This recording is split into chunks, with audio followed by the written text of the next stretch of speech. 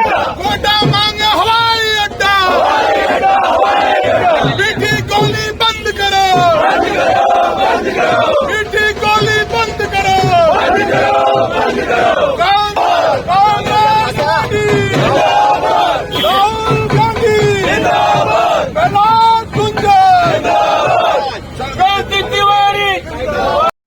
अब जो हवाई सपना का था, क्योंकि किसी भी शहर के लिए एक लाइफ लाइन होती है, और कोटा शहर इंडस्ट्रियल एरिया जा चुका है, कोचिंग का पूरे दुनिया में सबसे बड़ा हब है, और किसी भी शहर की आर्थिक उन्नति में एक तो रेलवे और एक हवाई अड्डा, यदि हवाई अड्डा आ जाए तो ऐसा नहीं कि हवाई यात्रा वालों को ही फायदा होता है, पूरे शहर को फायदा होता है। जिसको मान लो किसकी 10,000 इनकम है, उसकी 20,000 तक इनकम हो जाती है, उसकी 20,000 तक इनकम हो जाती है, जिसकी 50,000 इनकम है उसकी 1 लाख तक इनकम हो जाती है।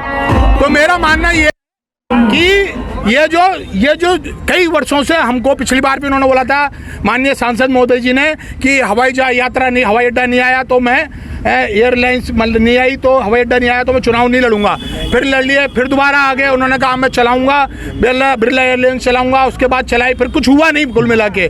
मेरा मानना ये है कि घर घर पोस्ट कार्ड भिजवाने से मैं जितना ध्यान इन्होंने दिया ना, भाई लोगों का जन्मदिन हुआ पोस्ट कार्ड भिजवा दो, बस इसके अलावा या गर्मियों में पौधा बंटवा दो, गर्मियों में आप चप्पल बंटवा दो, बरसात में पौधे बंटवा दो और सर्दियों में कंबल बंटवा दो, इसके अलावा कोई काम नहीं किया। इस शहर की आर्थिक उन्नति के लिए नींव का पत्थर साबित होगा हवाई अड्डा, और हवाई अड्डे की मांग हमारी बरसों से चली आ रही है। ये इसी तरीके से हम घर घर ये जनसंपर्क हमने शुरू किया है। अब हम लोग रोज इसी मांग को लेकर लोग जनसंपर्क किया करेंगे, अलग अलग क्षेत्रों में जनसंपर्क जारी रहेगा। इस तरीके से हमारा तिवारी जिंदाबाद जिंदाबाद जिंदाबाद। आज कहां से कहां तक चढ़ाई गई है?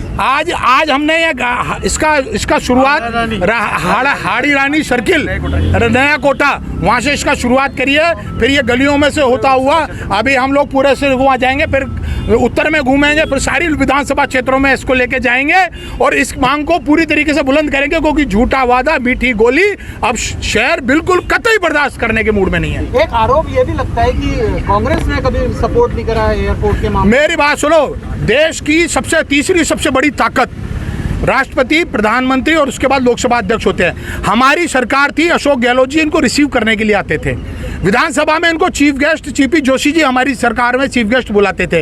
इतनी बड़ी शख्सियत होने के बावजूद यदि वो हवाई एक है कि राज्य सरकार ने हमको सपोर्ट नहीं किया, तो मेरा तो मानना ये है। और फिर ये जो अभी इतने बड़े बड़े ये आप बॉन्ड जो जारी हुए हैं, कितने करोड़ों रुपए के बॉन्ड जारी हुए हैं, ये सब हुआ है, इतनी बड़ी इनकी सब अथाह संपत्तियों का खुलासा हुआ है। तो मेरा मानना ये है कि पैसे की कोई वो नहीं था, इनको आत्मबल की इनकी कमी है। हमारे धारीवाल साहब में आत्मबल की वो थी। आज देख लो, नयापुरा का चौराहा चौड़ा कर दिया, रामपुरा का बाजार चौड़ा कर दिया, नदियों के ऊपर लोहे के ब्रिज डाल दिए। आत्मबल होना चाहिए आदमी के अंदर कोई भी चीज लाने के लिए।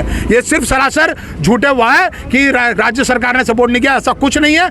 तीसरी सबसे बड़ी बात है, सचिन पायलट जी पहली बार बने थे अजमेर से सांसद, और पहली बार में ही किशनगढ़ में एयरपोर्ट ले आए, जबकि वो तो सांसद थे।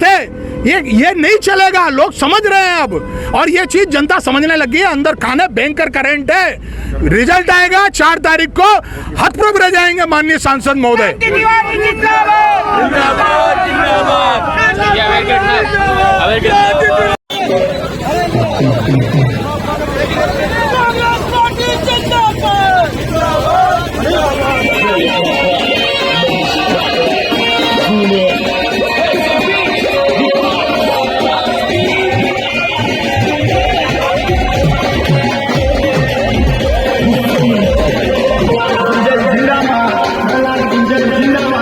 कांग्रेस पार्टी जिंदाबाद।